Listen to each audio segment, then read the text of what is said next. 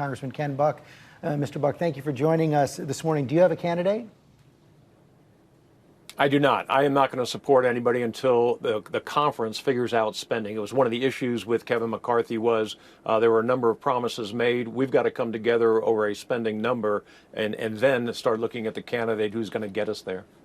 How are you going to get agreement on that before you get agreement on a speaker? Isn't that what brought McCarthy down?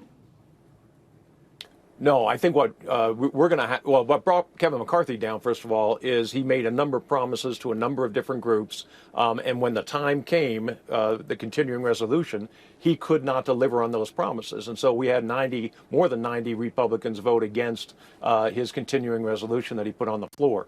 The speaker issue is going to be brought to conference. We're going to be able to have a family discussion. When we leave that family discussion, I believe we're going to be united. I think it's going to happen on Wednesday or Thursday of this week. You're one of the many Republicans who signed a letter calling for this conference to meet because you're requesting a rules change dealing with the election this week. What exactly are you looking for? I'm sorry, rule change with what? Regarding the election of the speaker, you signed that letter. I guess about 90 Republicans signed it to Elise Stefanik. What exactly are you looking for? What I'm looking for is that we make a decision inside conference that we have 218 votes, so we don't go to the floor and have another 15-round session of votes. I think it's important that we have these discussions and we're honest with each other. We get behind one candidate and we stay behind that one candidate for the rest of this Congress. Well, that's interesting. So you're basically saying you don't even want to put a candidate up until all 218 Republicans, or at least a majority of the Republican conference, has already agreed on the candidate. That means this could play out for some time, doesn't it?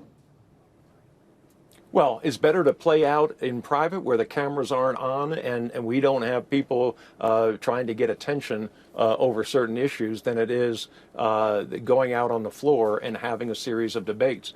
For those folks that think we are projecting a chaotic image, it makes a lot more sense to do this behind closed doors and get it finished before we go to the floor.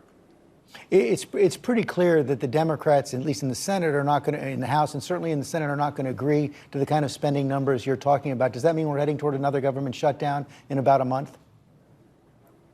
No, I don't think so. I think what we need to do is we need to come up with a good, responsible number, be able to make an argument for it, and then go into the Senate negotiation conference with a compromise in mind.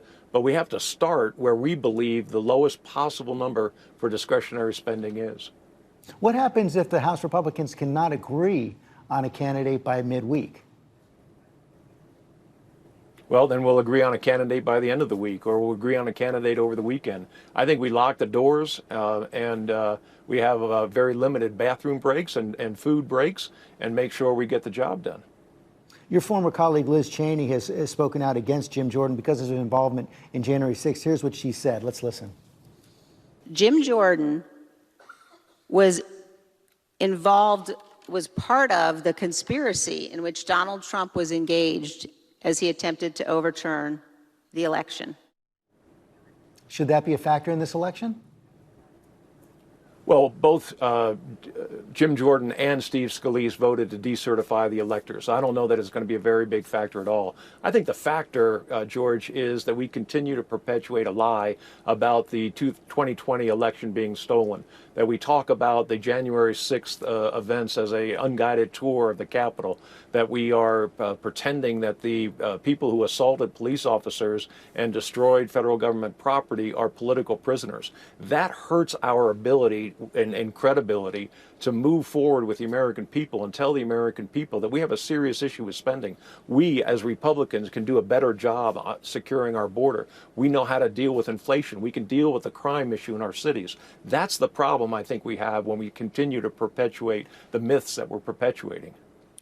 The man leading that effort and perpetuating the myths the most, of course, is Donald Trump. You have several of your colleagues, several dozen of your colleagues, suggesting maybe he even should be thought of for Speaker of the House right now. That's not going to happen. Should it happen? No, it shouldn't happen. And you know, we have a lot of talent inside the House. We'll settle this inside the House Republican Conference, and we will elect someone that will have the unity and the backing of the full conference. Will you support him for President of the United States?